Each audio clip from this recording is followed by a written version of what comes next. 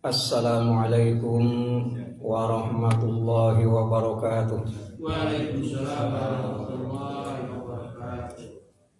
Bismillahirrahmanirrahim. Alhamdulillahilladzi faddalana ala katsirin min ibadihil mu'minin. Asyhadu an la ilaha illallah wahdahu la syarika lah. Al-Malikul Haqqul Mubin. Wa asyhadu anna Muhammadan abduhu wa rasuluh shadiqul wa'dil amin. Allahumma sholli ala syamsil mursalin wa qamarin nabiyyin wa sidrati muntahal arifin sayyidina Muhammadin wa ala alihi wa ashabihi wa ala sairil anbiya'i wal mursalin wa ala alihim wa ashabihim ajma'in. Amma ba'd.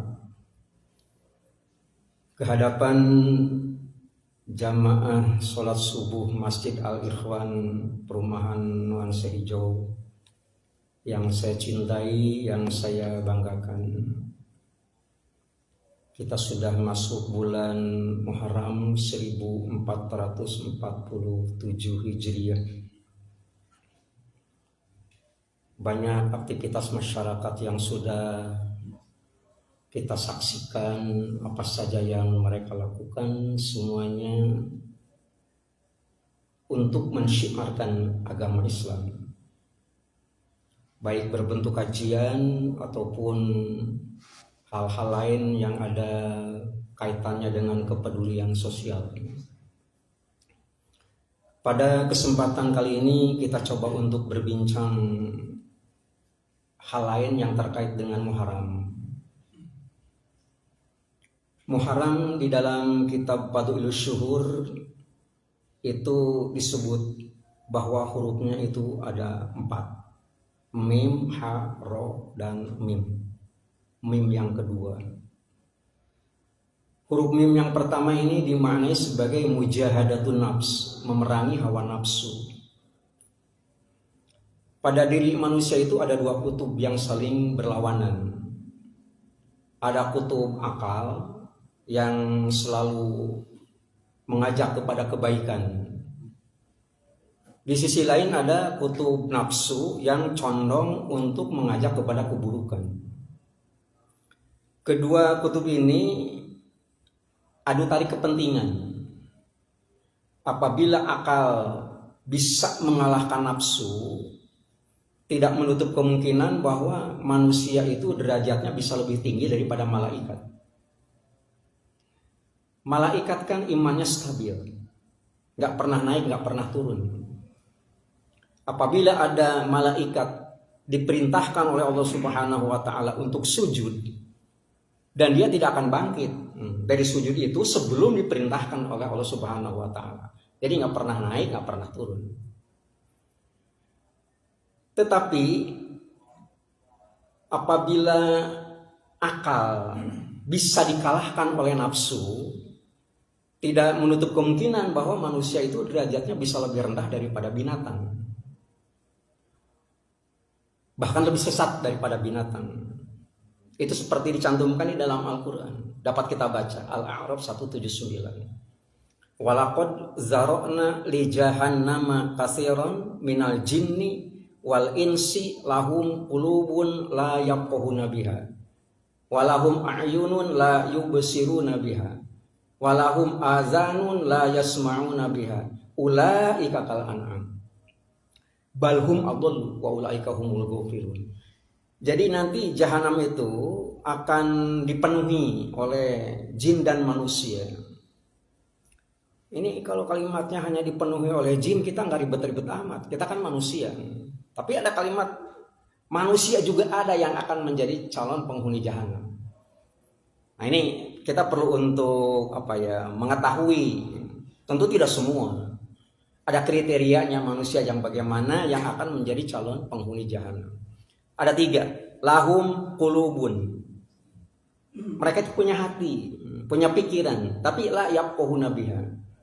Gak pernah dipakai untuk mikirin yang positif, yang baik. kemaslahatan umat, nggak pernah. Pikirannya ngeres melulu gitu ya. Jadi tak ubahnya hati ini itu akan bergantung kepada hati masing-masing. Ada ilustrasi indah di dalam kehidupan sehari-hari. Di tengah-tengah kehidupan kan kita mengenal ada dua binatang ciptaan Allah. Kira-kira sebesar apa sih ujung kelingking lah gitu. Itu mempunyai karakter berbeda. Satu lebah, yang satunya lalat. Lebah meskipun ada di tempat sampah, yang ia cari adalah bunga. Lebah. Tapi kalau yang namanya lalat, meskipun ada di taman bunga, yang ia cari kotoran. Lingkungan kita nggak baik-baik amat.